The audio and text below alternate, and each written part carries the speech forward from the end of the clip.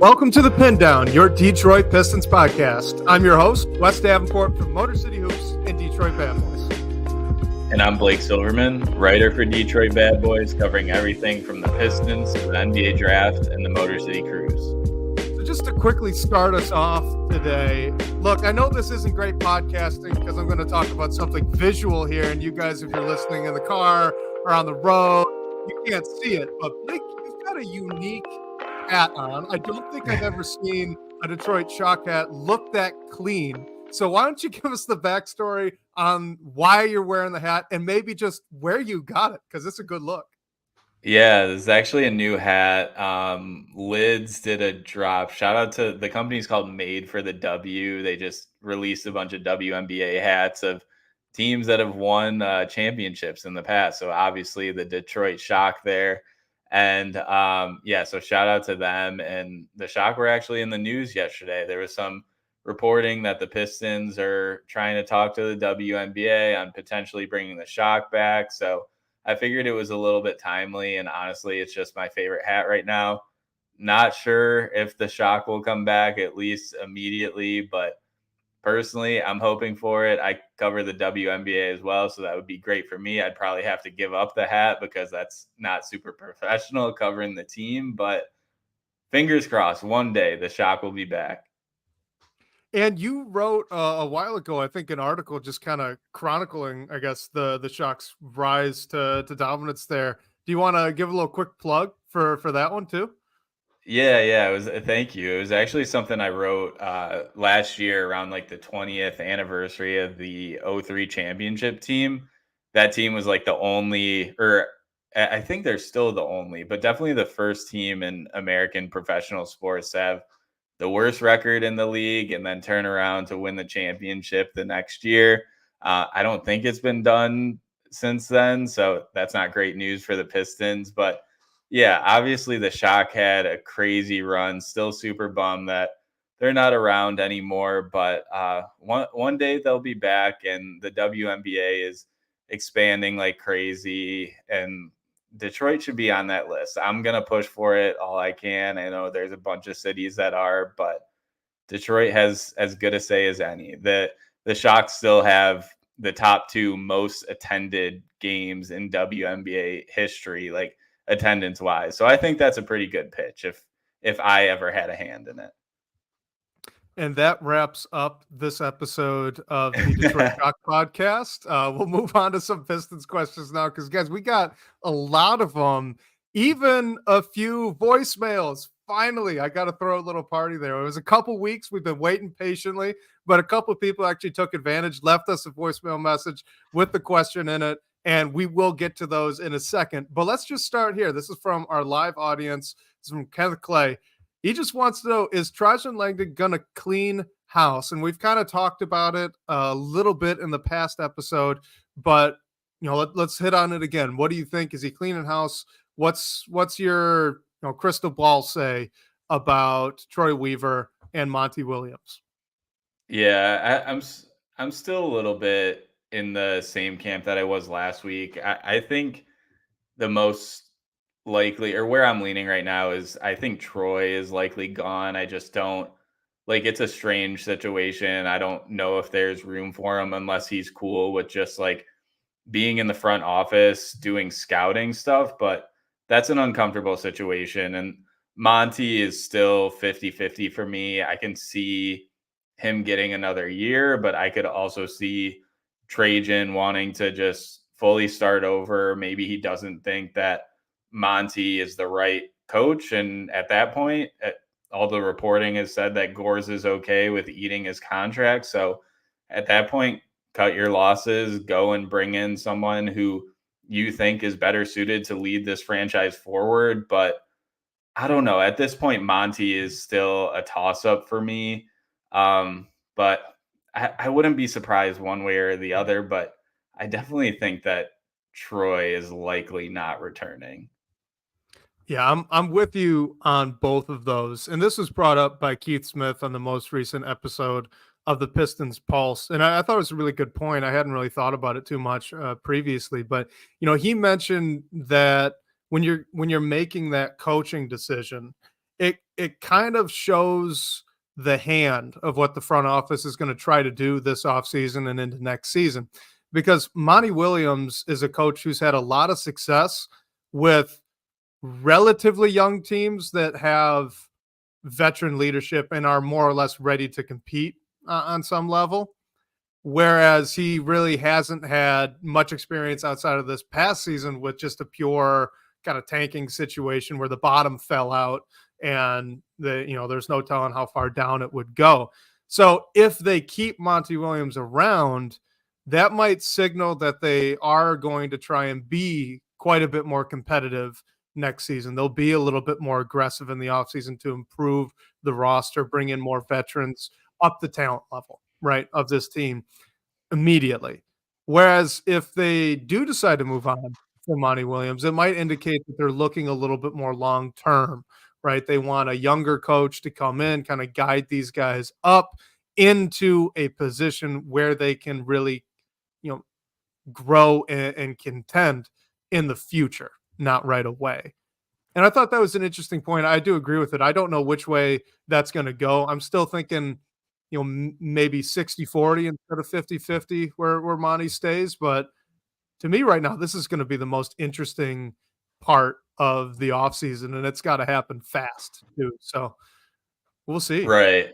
Yeah, I think another element of it for me is just you want to give your young guys, your young team some form of consistency, whether that consistency is having Monty Williams continue as their coach for at least one more season or bringing in a new coach. Like, I think if you bring in a new coach, you have to commit to him for at least 2 seasons. I know the head coaching cycle in the NBA is much more fluid. Maybe like a 7-year contract or something like that. I don't know about that, but man, like ideally this coach would be around for the long haul. Like I said, at least 2. That's even, I feel like it should be at least 3, because if Cade Cunningham has 3 coaches in his first 4 years, like you don't want it to be 4 in his first 5 or 6 or whatever it might be. So I think the name, whoever you bring in, has to be someone that you're pretty confident in. And if you're not super confident, maybe you do just hold out, see what the head coaching cycle looks like next year, give you another year to evaluate Monty. I know this year did not go anything close to good for Monty. So that has to be evaluated.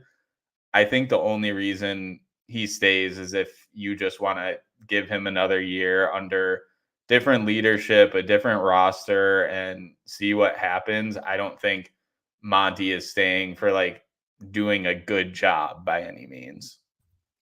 And I will continue to say that I don't think Monty Williams did well. He didn't do a good job, but the situation he was set up with was also very bad.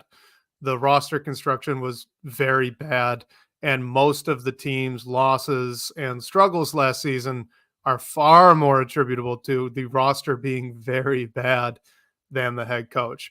But let's stick on this head coach kind of train of thought for a minute, because we got our guy Laz Jackson, friend of the show, also TV Beer, asking if Monty Williams is fired, which head coaching candidates would you like to see replace him? Yeah, I think the name that jumps out to me is Sam Cassell. I brought him up last week too. He's just an assistant who he's going to get a shot at a head coaching job eventually.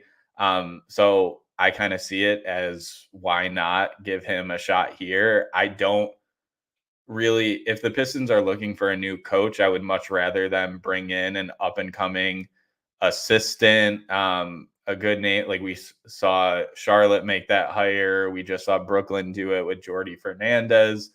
So I would like them to make a hire similar to those lines.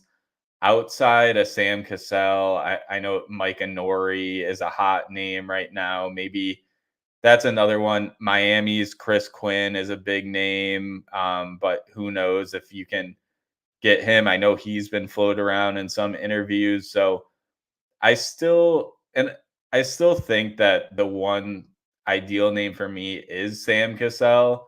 But maybe there is someone else in the player pool. I just would like to stick to that philosophy of trying to get a young coach to bring him in and lead this young group of players forward, hopefully for the foreseeable future. And shout out to @JohnHay on Twitter. He also asked about a Monty Williams replacement if Trajan Langdon were to let him go. I fully agree with you with Sam Cassell.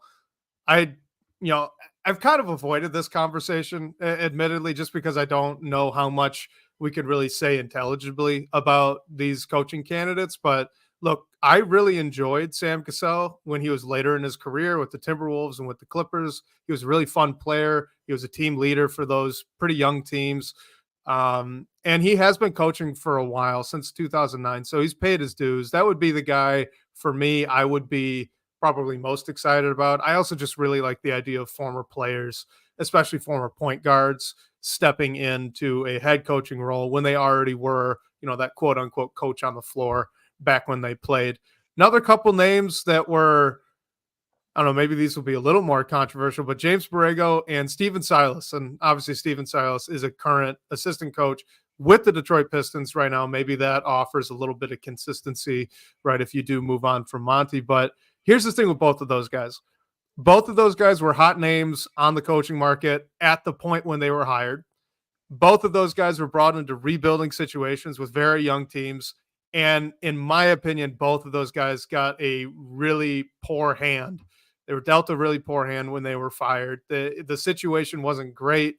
The team wanted to ramp up its compete level and decided that that was a good time to move on from their head coach. So I really like the idea of second chances, and that's why I would be at least interested in those two guys for that role. Are there any other names before we get on to another coaching question for you, Blake? I mean, if it just following that train of thought, what about JB Bickerstaff? Like, I don't think he's done a horrible job in either of the positions that he was let go from. And I think he's a pretty good coach. So maybe at least give him an interview as well. Yeah, I would. I mean, I like what he's done in Cleveland over the years. I thought it was a little weird that they fired him. So yeah, definitely. I'd give him. I'd give him an interview. Um, let's just get into a voicemail question really quickly because Let's do it. I'm very excited about this. This is another one on the head coaching candidates asking specifically about connections with Trajan Langdon. This is Chris from Traverse City. Hello, bad boys. Chris, up in Traverse City. And my question is regards to Trajan Langdon. And if Monty is let go, are there coaches or personnel that he is close with? I think I read a rumor that he's close with Kenny Atkinson. That could be a potential coach if Monty's let go. I think Chris Quinn is a pipe dream. I don't see him leaving Miami for Detroit. I just don't. But is there anyone else besides Atkinson, Kenny Atkinson, that you see that he could have an interest in? Thank you so much. Thanks for the great work. Bye-bye. All right, Blake.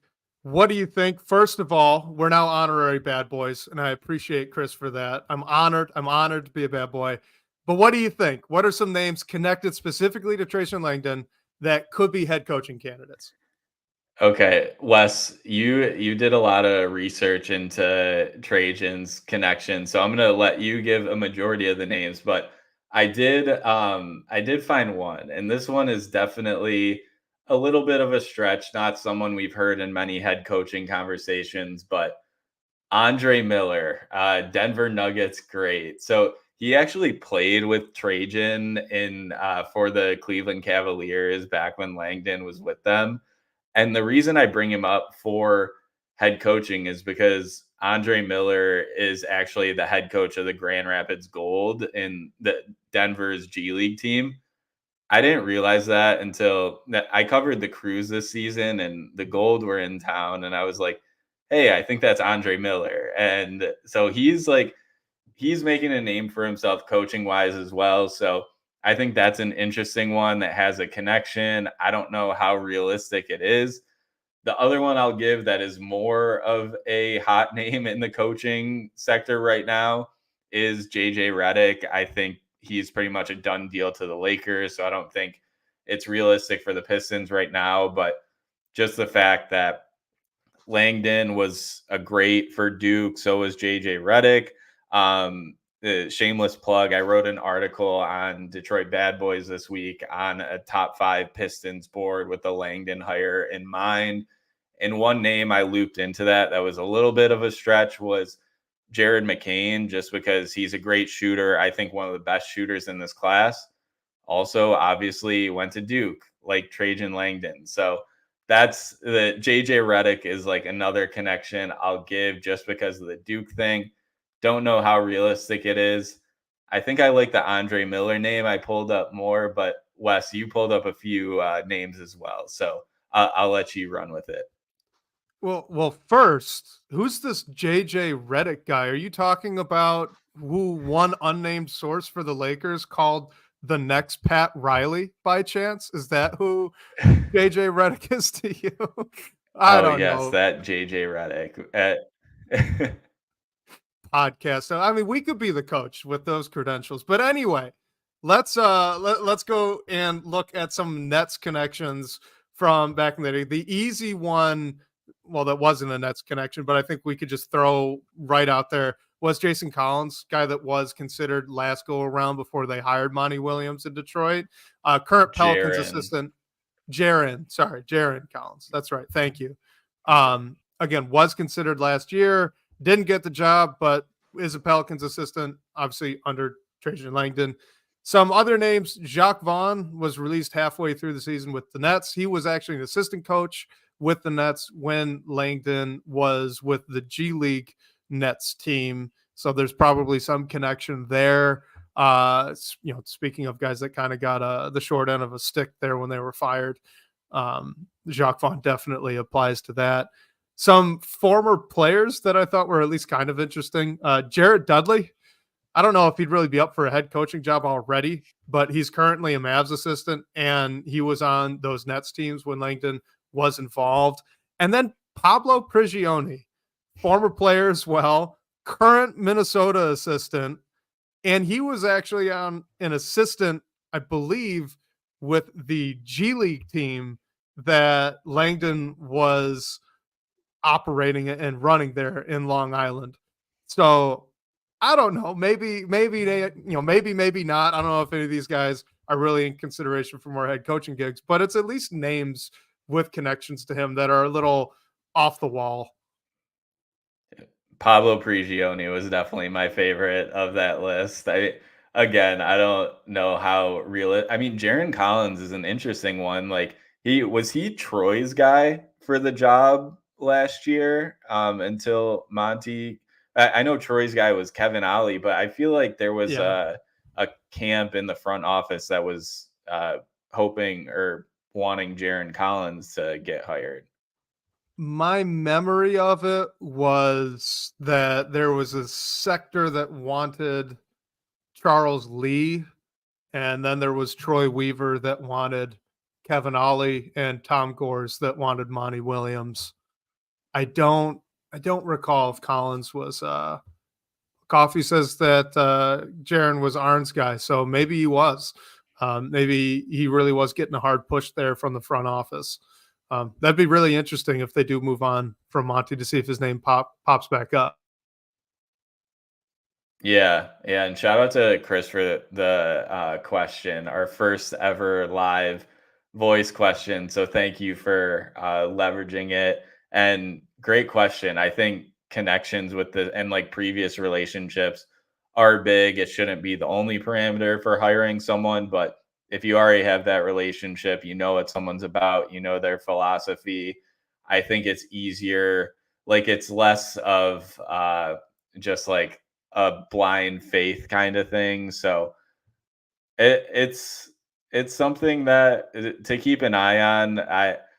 The JJ Redick one is still, I'm really interested to see where he lands with all of this stuff going on, and the fact that his name is like a real name for the Lakers and seemingly for a bunch of coaching candidacies is interesting. I mean, obviously he's this crazy like basketball savant and has all these relationships with players and stuff like that. So I think that's a fun one. And if the Pistons are looking for a new head coach, some interesting names, and it'll be interesting to see if Langdon does have any connections to them. And yes, if anyone's calling in, please address us as Dear Bad Boys.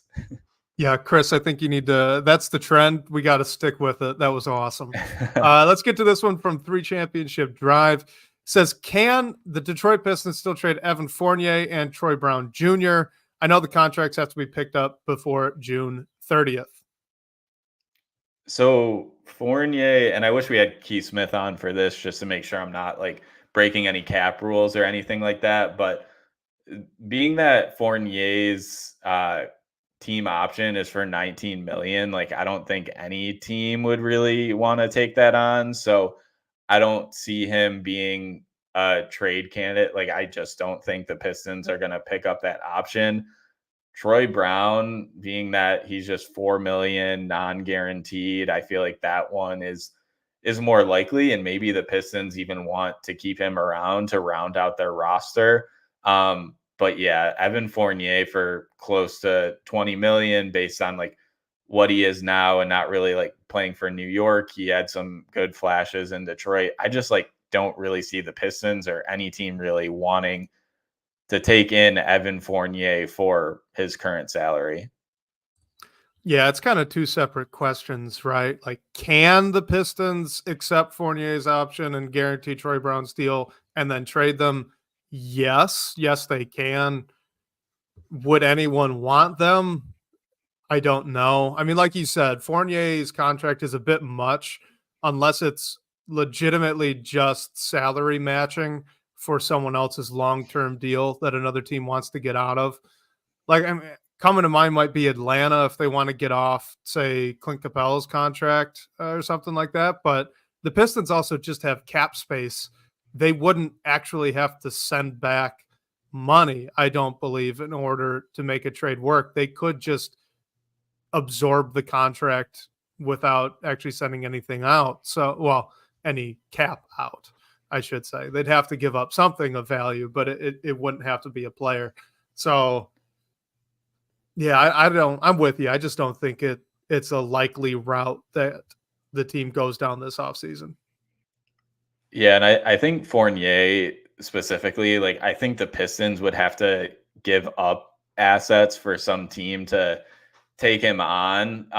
And I mean, I don't think the Pistons are in any position to do that. Like they don't have to. So there's really not a point to include, like his team option is just for 1 more year. So it's not the end of the world if another team takes him on, like they want to bring him in, but still it's just a lot of money for what he is when you don't have to pay him that based on his contract. Right. And that's kind of the thing, right? Like usually if you had a guy like Fournier and he was going to make $20 million or $19 million, you would want potentially to give up something to get off that deal so that you'd have the cap space to utilize. But the Pistons could just decline the option and then it goes away. He's a free agent and they wipe their hands clean of the contract. So there's really no reason, unless someone else wanted Fournier's contract to be $19 million expiring in a trade deal. And you would have to know that before actually picking up the option. Otherwise, it wouldn't make sense. And even that feels like a pretty big stretch. All right, let's get to this one here from KCP for 3, and it's through in the DBB comments. And actually, why don't you shout out KCP for 3 really quickly, because we got kind of a wild story. I think you met him, right? Yeah. KCP for 3 is, I mean, he's always been our guy, but he's especially my guy. I'm doing this like NBA draft class just to learn a little bit more about like scouting and get into like more of that front office mindset. And turns out KCP for 3 is in the class as well. And we're actually like working together on some stuff. So it's fun. My guy, I will see you in our Slack channels and in class next week. And thank you for always supporting and for the questions and everything. Crazy small world. Crazy small Yeah. world. All right, let's get to his question here because he wants to know. There was a lot more into this. He had a full pitch for the guy we're about to mention. I shortened it all down because, look, we got a character limit. I couldn't fit it in. I apologize, KCP for 3. But basically, here's the gist of the question. Why not Kyle Filipowski at 5? Yeah, I think it's defense. And I don't know if I would be outraged if, the Pistons, I feel like the majority of Pistons fans would probably be outraged if we took Kyle Filipowski at 5. But I think because like bigs who can stretch the floor, can make plays, can move the way he does, has the touch, like those don't grow on trees. It's an archetype that you want to bring in. I just think so for your big, you want them to either and for Detroit specifically, protect the rim and or shoot the 3, ideally both.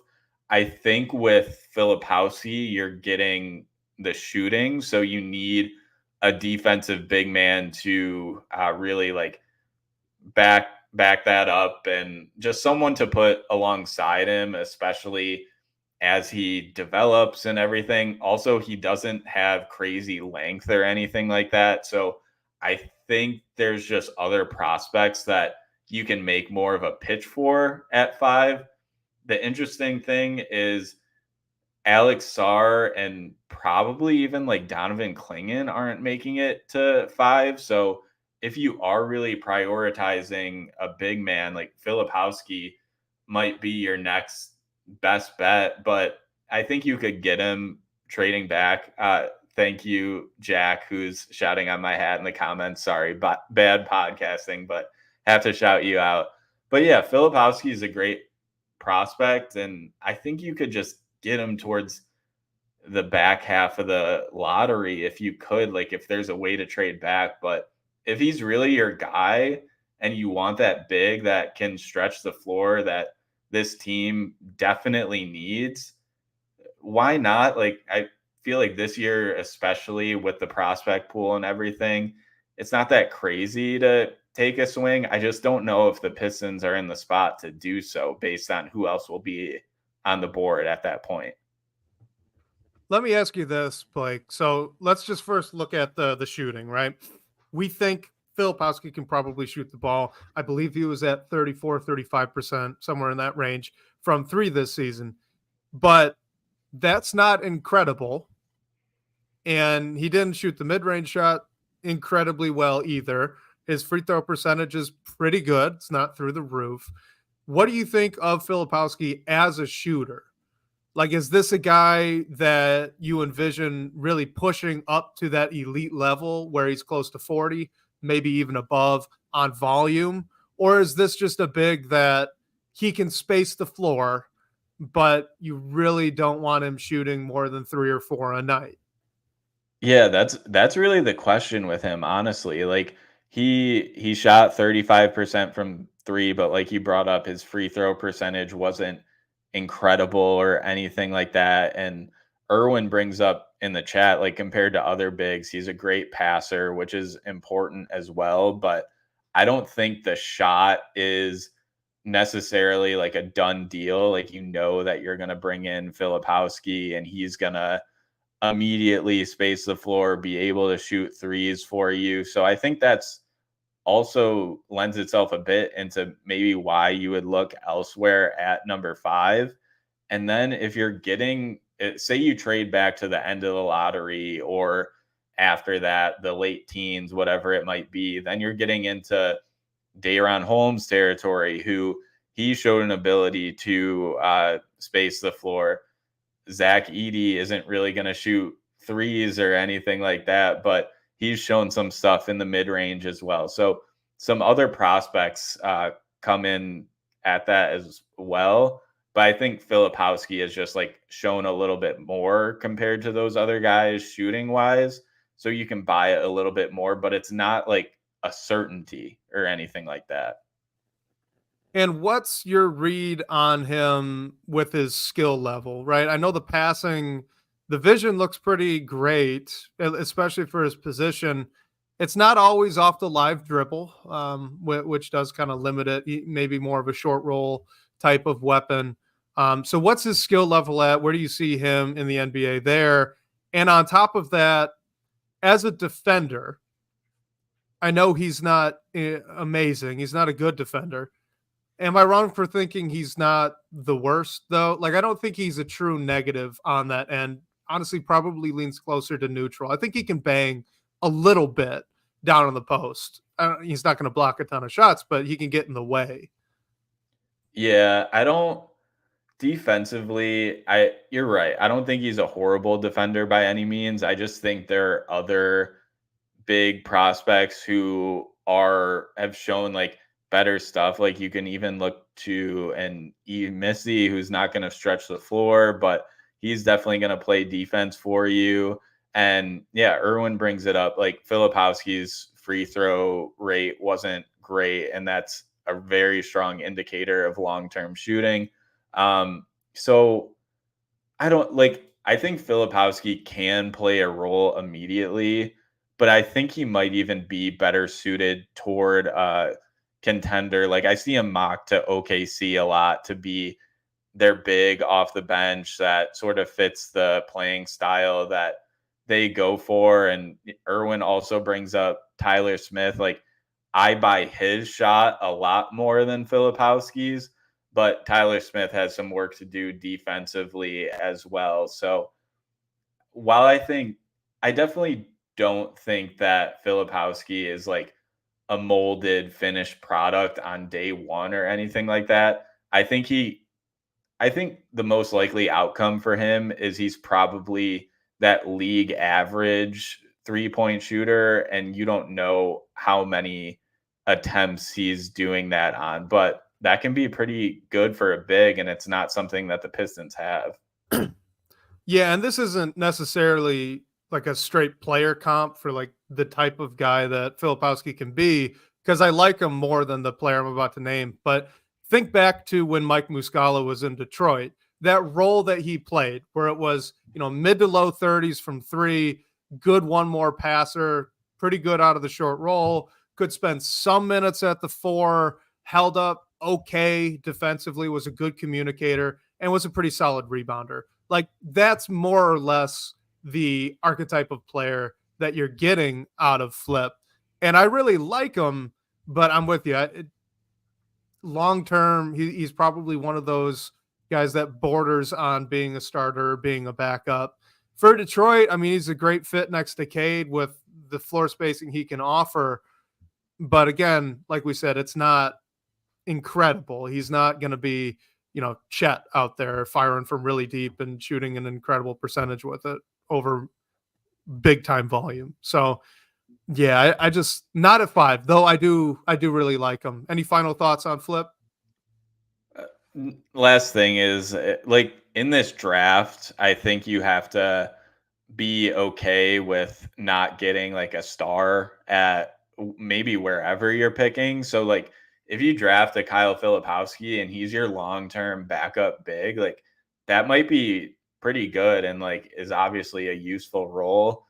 The Pistons debatably already have that in Isaiah Stewart though. So maybe you want to go for a different role, but I do think he'll be a good player wherever he lands. And like, if I was getting him somewhere between like 12 to 15 to 17 or whatever the range is, I'm pretty excited. I just think there's more upside at number 5, I would say. And, I'll say it wouldn't be the worst thing in the world if it did happen. Like I would understand the selection if that's the route the Pistons did take at 5, even without trading back. Again, I really think it's a stretch. I wouldn't do it myself, but look, he can space the floor a little bit. He's a pretty good offensive player, profiles to even be a pretty good offensive player immediately, fits well with Cade. And honestly, it can't get much worse than they had at the 5 spot defensively than what they did last year. So, I mean, there's a pretty strong argument that he would start day one at the 5 even. So yeah, like I get it. I get why KCP for 3 really likes him. I just wouldn't say at 5. But let's stick with the draft. We got our guy Dave Giancola called in this time and made sure to note on Twitter that he left us a voicemail. So Dave, instead of asking your Twitter question or reading your Twitter question, which was the same as your voicemail question, I'm just going to play the voicemail because we're having fun with it. So here's Dave. Hey guys, this is Dave Giancola, love the pod. Got a question or a comment, I guess, regarding the draft. Trajan Langdon, I believe, was quoted previously as saying that he always was going to look for a higher upside player in the draft. And being that New Orleans seemed to really focus on wings, it seemed like I'm just wondering if he would be looking to go after Cody Williams. It seems like that's the type of player that fits that mold, like a long, lengthy guy that can play on both ends. So I was just curious what you guys thought about that. Obviously, we don't know if he was actually the one making those picks, but just curious what your thoughts are on that, and also kind of what your thoughts are on Cody Williams as a prospect. I know he's pretty raw. So I'd love to hear what you guys have to say. Thanks.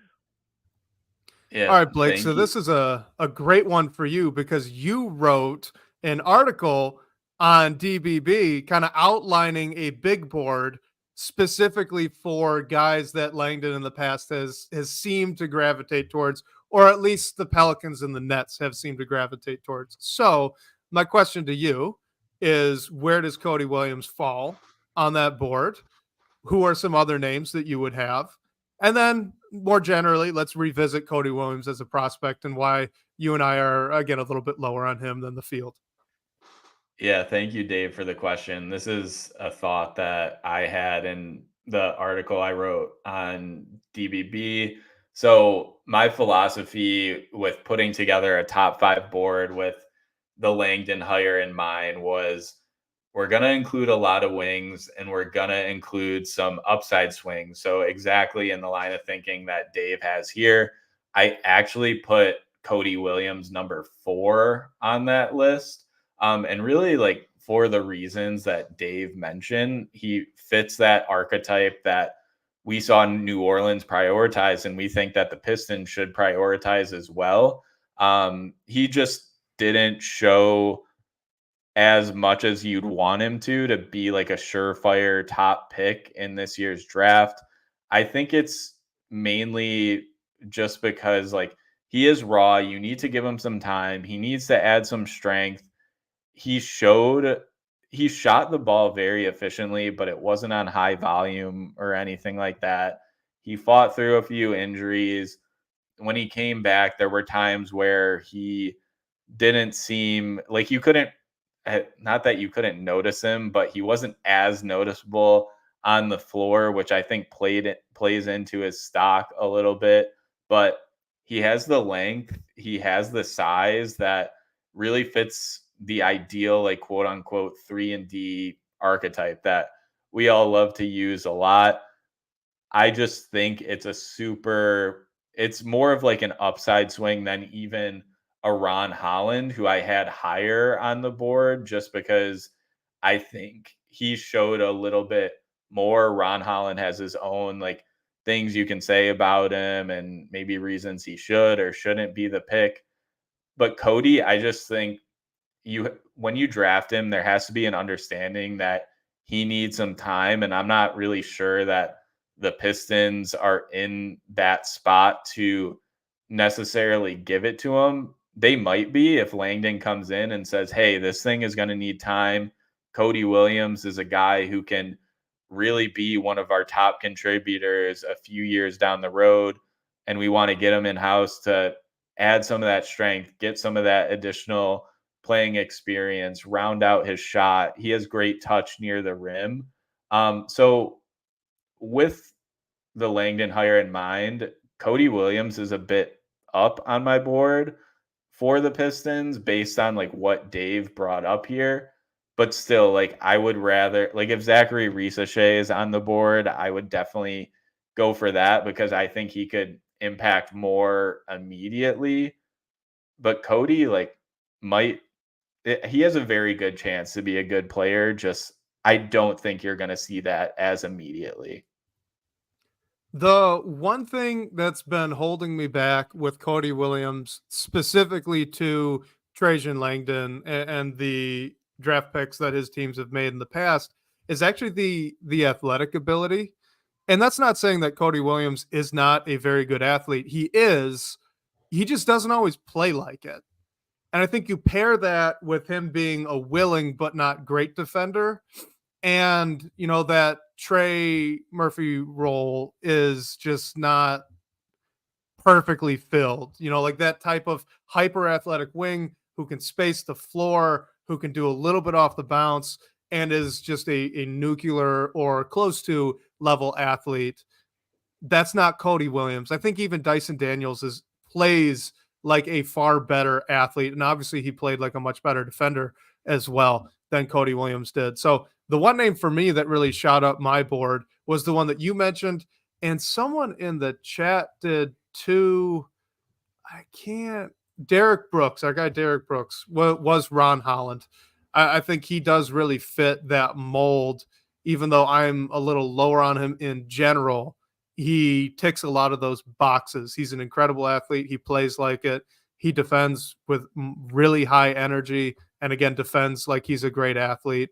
And then, there is a little bit of potential there as a shooter. I think last time we talked about it, you brought up Dyson Daniels pretty directly for him as a guy where, the shot's a work in progress, but everything else kind of seems like there's a lot to work with. So, yeah, I would say Ron Holland is probably much higher than Cody Williams, as you listed it in your article.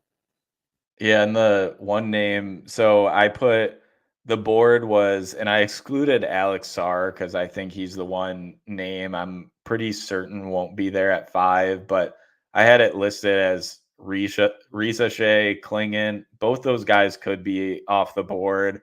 And then Ron Holland, Cody Williams.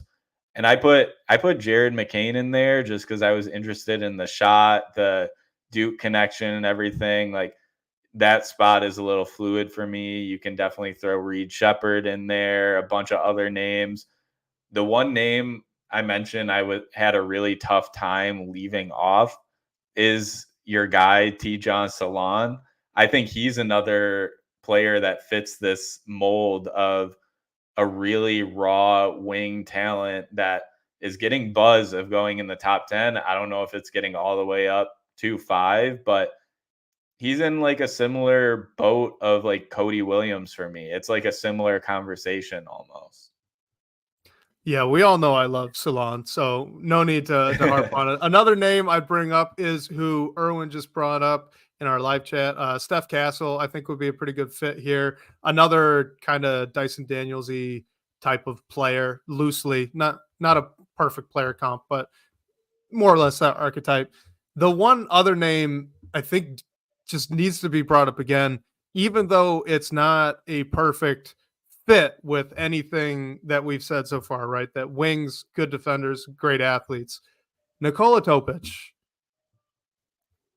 I mean, like if Alex Sarr falls to 5, he doesn't fit into the mold either. But I think he's going to be very strongly considered by Langdon for that selection. I think if Topic falls to 5, it's the same kind of situation. He's very good. Very, very good. Yeah. And I almost wonder, like, I'm sort of believing that Topic can fall to 5 more than I am, Risachet at this point. Agreed. Risachet has been balling in his playoffs in the French league. I think his stock is going up. So has Salaün. Yeah, there you go. And even like I would think Klingon and Risachet are going to be off the board more likely than Topic. And yeah, it's the fit isn't clean by any means, but like at what point does who the prospect is and what they project to outweigh a cleaner fit when you can try and go and get a wing, a defensive big in like free agency or via trade. So I'm with you with what the Pelicans have done in the draft. Like, it doesn't seem as clear cut to me, but that wasn't really a need for them. But I think like Topic is probably a better prospect than any of Ron Holland, Cody Williams, Reed Shepherd, maybe. So that'll be an interesting one if he's there at 5. I'm hoping he's not, just for the sake of the Pistons not having to make that decision.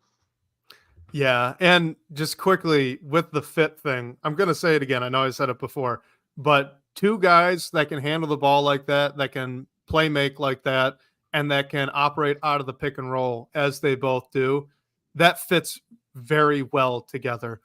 All you have to do is incorporate some form of a motion type offense, put a pick and roll on one side, have the other ball handler sitting on the weak side, just play drive and kick. If you have Cade Cunningham on strong side, get a pick and roll, going to the baseline. He kicks it out to Topic on the weak side. Now he's playing against the slanted floor on 4-on-3 or 5-on-4, like game over. And you can just keep that going on the drive and kick. So I love the fit, actually. I don't think it's a problem at all. But I also think, we could say the same thing about a guy like DeJounte Murray, who I know a lot of Pistons fans like as well. That falls into that same category. So if you like Murray, you'll like Topic.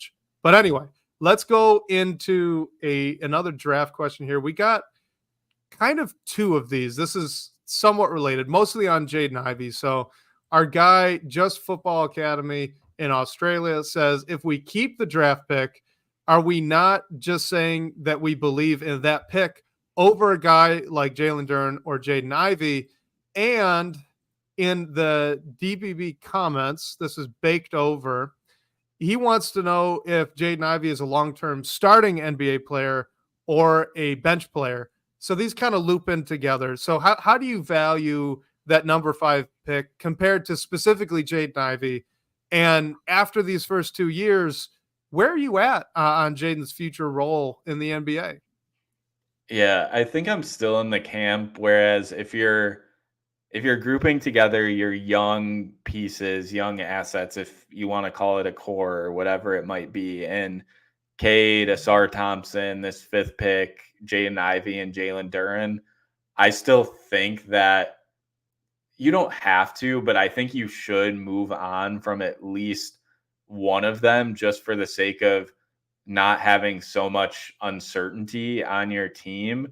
So many guys that still need time to develop. You're not sure if they all necessarily fit together.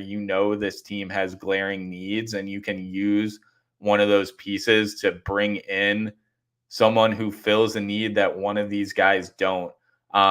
Ivy might be the piece that you're okay with moving on from if he does bring you a wing who can shoot the ball, draft picks down the road, rim protecting big, something like that. Ivy is tough for me because whether he's like a starter or a bench player, I think is very much based on his situation and who he's playing next to. He's shown times where he can shoot the ball. Other times he's went through tough stretches, which is okay. He was only in his 2nd year. So I think he could be either or, depending on the team he's on. Like, I think he could be a secondary off-ball scorer for you. Hopefully he shoots it a little bit better. But I could also see him, and maybe this is what Monty Williams is thinking. I think we all still don't really know, like, what was going on with bringing Jaden Ivey off the bench in favor of Killian Hayes. But I also do think he can be that guy who gets a bucket for you, can drive to the bucket and make things happen off the bench and lead a second unit. So I think where the Pistons are currently, like, ideally he's in your starting lineup, but he needs to shoot the ball better to do so. But then if you like send him elsewhere, I could see it going either way. Like if he goes to a Brooklyn or even a Chicago, I think he should be a starter there. But if he goes to a team like, let's just say Utah, who's trying to make a step, I could see him working well off the bench there and being like a scorer for them in their second unit. Yeah, I completely agree. I mean, Ivey is a scorer first and foremost. I think that ought to be his role every single night. The thing with him coming off the bench, and we talked about this at the time, if we remember back all the way to the beginning of the season, like the issue with Ivey off the bench wasn't that he was coming off the bench, it was who was starting over him.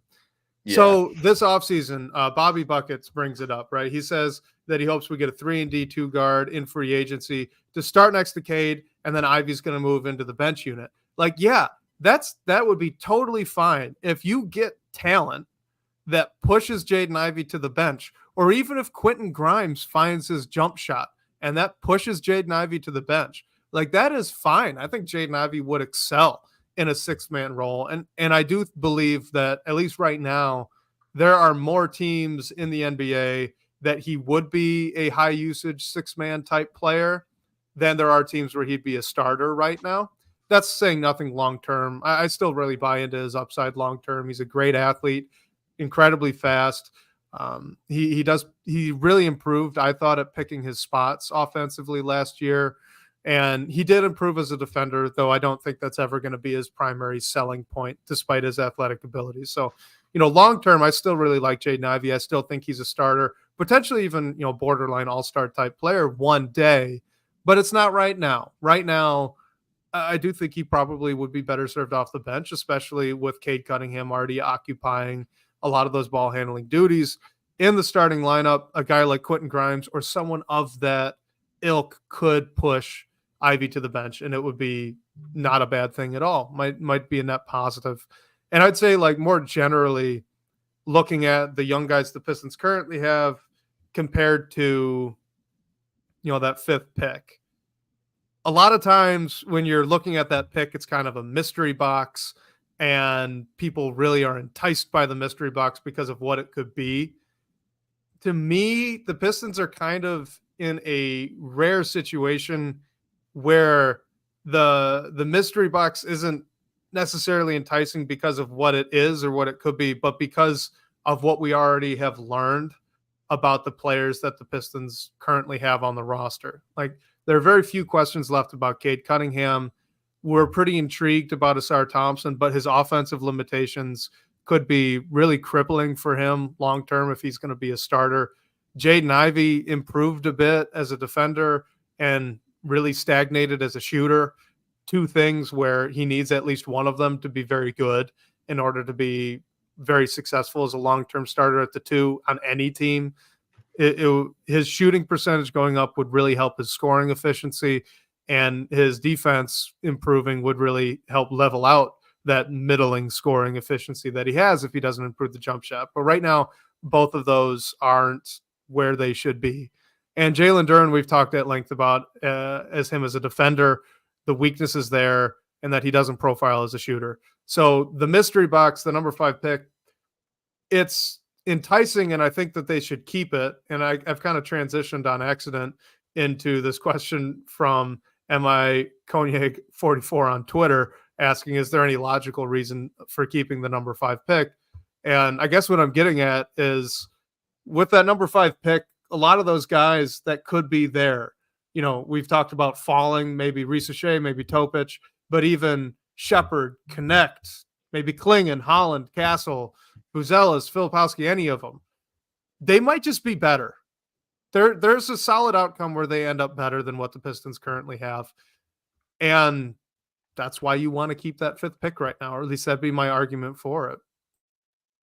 Yeah. I mean, I know that this draft class is labeled as just not a good draft, and I think that's mainly because of the top. Like, there's no Agreed. There's no Victor, there's no Zion, but I like a lot of guys in this draft for different reasons. I mean, there's some guys I like for the Pistons. There's some guys I don't like for the Pistons that I like as players. But I think no matter how the board shakes out, if you stay put at number 5, you either have the opportunity to add a player who addresses a need for your team, or you can take like the upside swing route and just take the best prospect with nothing else into account on your board and figure it out later, because we don't know what this roster is going to look like next year.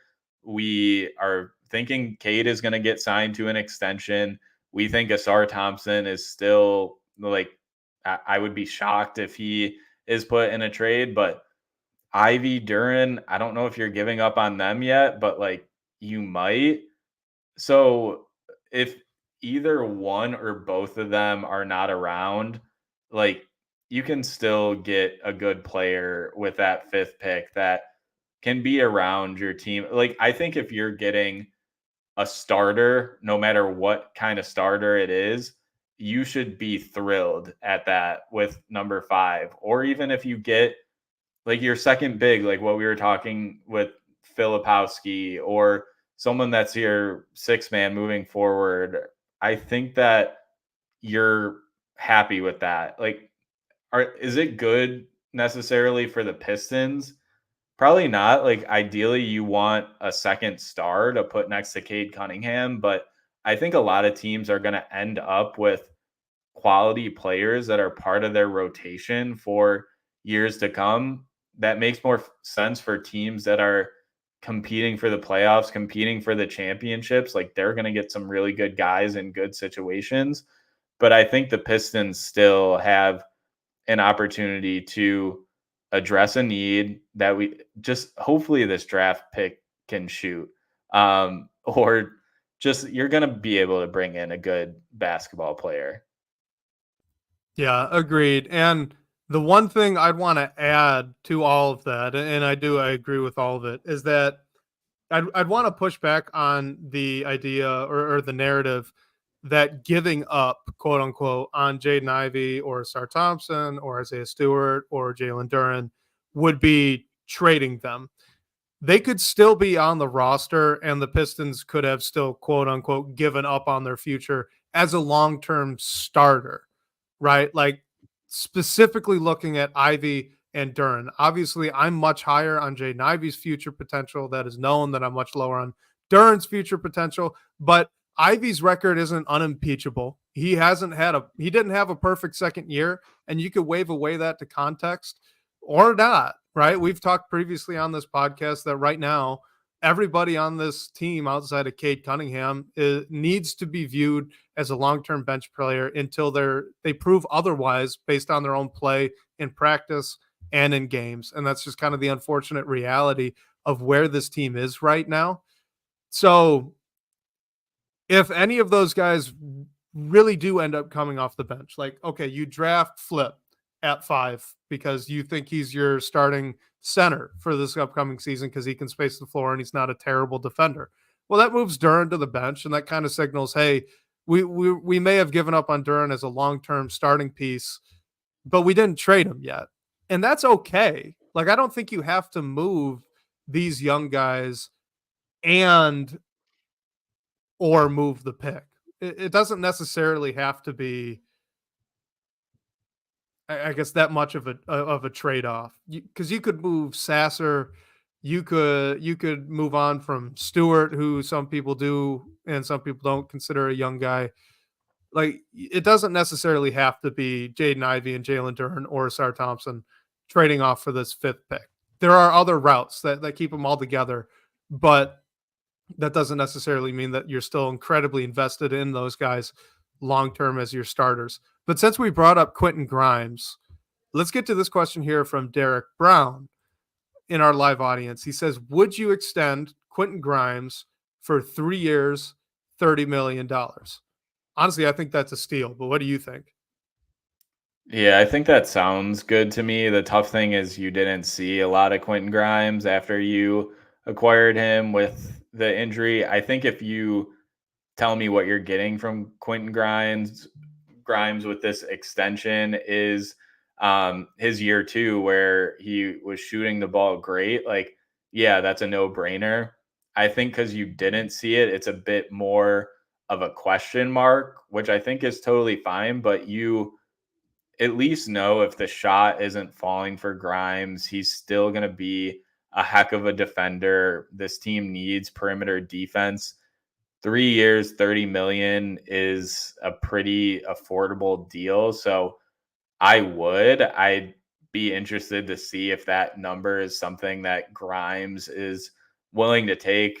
And ideally you had more of a sample size from him, but that's just not the case. Like, I don't know if he's going to get an extension this year, honestly, but if that was the number, I think I would do it.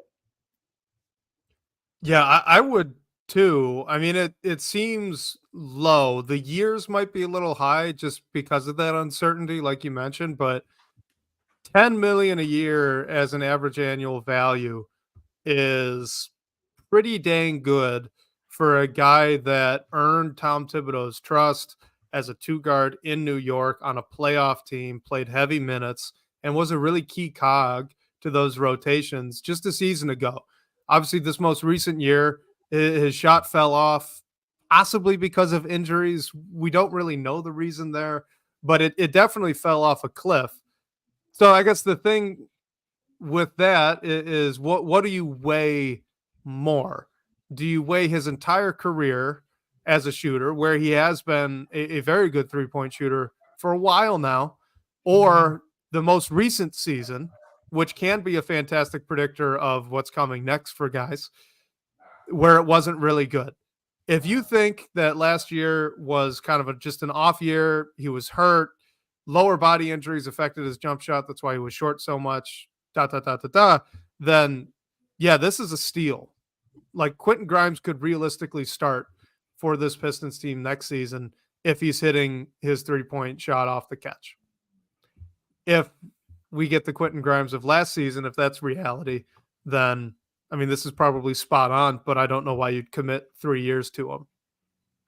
Yeah, and just to like add extra context to this number, like Asar Thompson's rookie deal isn't like too far off from this. So they're like guys on, I mean, probably like number 1, number 2 picks on their rookie scale contracts that are making more than this, but like the number is not, it won't cripple you by any means. Like, maybe you don't want to commit to Quentin Grimes for 3 years, which I would understand, but I think at that number, like, it's not, it doesn't put you in a point where you are in year 3 and you have to find someone else to take off his money because he's not contributing much. Like, I think you could at least get by at the end. You wanted to see a little bit more to commit to him that long term, but that's just not the case. So hopefully both sides could come to a number that they're both comfortable with and is like a win-win moving forward.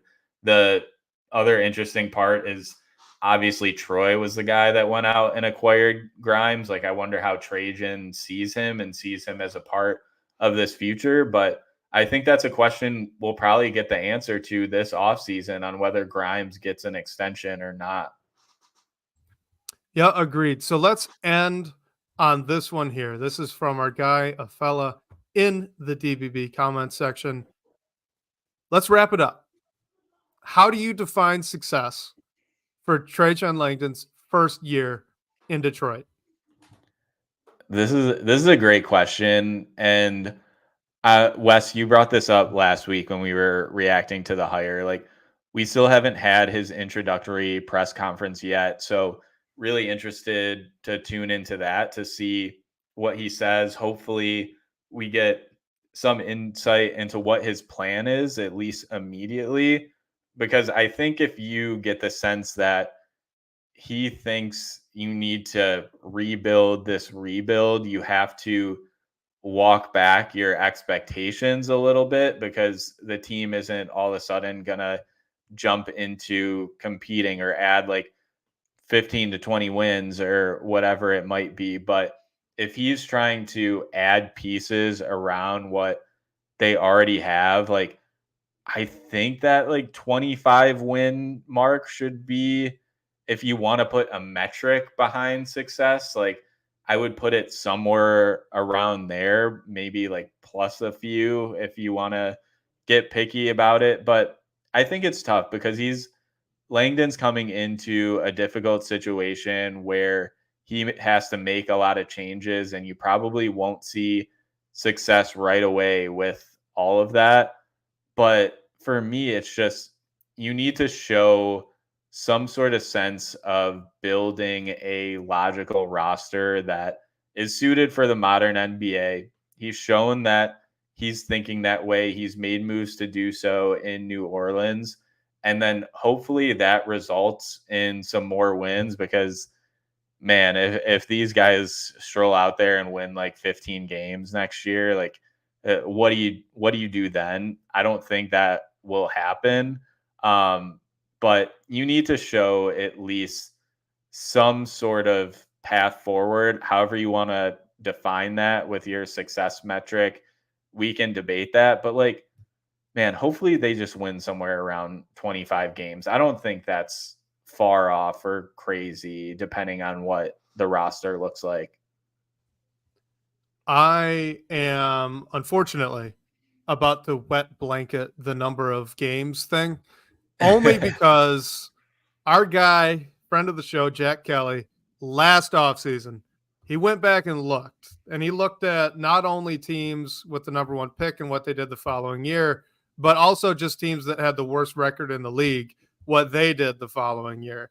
And long story short, it would be incredibly rare if the Pistons won 11 more games, double-digit more wins. I believe the number was 8. 8 was like a number that had been hit fairly frequently, enough where you think, okay, that's reasonable for a season-to-season improvement. But once you got over 10, 11, 12, what have you, it is sparse, few and far between. Very few teams have done it.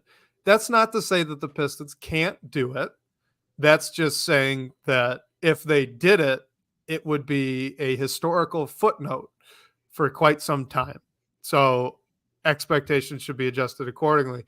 For me, looking at success metrics for the first year, he is setting the basketball vision, right? When they said that they were hiring this head of basketball operations, the idea was that it would be someone to lead the charge, lead the vision for what Detroit basketball is going to be. So what I would like to see is at least 10 players that could all play together on the court at some point in time. They all fit. We don't have the same situation as we did coming into last season where you had guys that could defend but not shoot and guys that could shoot but not defend. So you could either have a shooting lineup or a defense lineup, but you couldn't put out one that had both. I don't want to see minutes where we have 2 or even 3 or 4 complete non-shooters out on the floor at any given time. Like the roster, I get that some of that's on Monty Williams because of how he played, the roster that he had, but a lot of that is on Troy Weaver and the roster that was built. Like Killian Hayes, Asar Thompson, and Jalen Duren all had the opportunity to start at one point in time. And that's as unacceptable on Weaver as it is on Monty. So that's the stuff I want gone. I don't really care how many games they win. I just want at least 10 players that fit and make sense. And you could see a vision moving forward into the future. And that's success to me because I don't know how much he could really do to deliver wins right away next season. Hey, the Detroit Shock went from worst to first to bring this episode full circle. Just kidding. That is not possible, but no, I'm with 60 you. 60 wins, you say? That's the metric then? Oh man, in some alternate universe maybe, but yeah, I don't even like putting a number on wins because you're adding in like how the coach sees like the rotations and anything. So I think it is, like you said, more along the lines of roster construction, making some things happen to just move this franchise forward and hopefully hopefully that's what we see. And I'm sure we'll get into some over/under win totals when we get closer to the season and we know what the team looks like anyway. Yeah, for sure. We will. So everybody, if you send in a question or you asked a question in the live chat, thank you so much. I know we didn't get to all of them. We had a lot of questions this week. So thank you for all that participation. We really appreciate it. Really appreciate it. Blake, with your snazzy hat, why don't you close us out? Yeah, thank you everyone for all the questions, and join us next week. You guys might have saw us promoting it. We were supposed to have Czar on. If you're on Pistons Twitter, you probably know Czar, but we had some scheduling issues, so we're gonna have him on next week. So be sure to join for that. We'll pick his brain on Trajan Langdon, the offseason, the draft. Maybe we have some additional news by then as well that we can talk through. And shout out to Chris and Dave for using our voicemail, and Wes, shout out to you for making that all work. So I didn't have to figure it out. But if you want to call in and hear your voice on the show, the number for that is 313-355-2717. And special thank you to Sean Court, managing editor over at Detroit Bad Boys, for supporting the show. And shout out to all you guys again for the great questions and talking points. We'll catch you next week, whether on your commute or live with us here. We can't wait to talk more Detroit basketball with you all.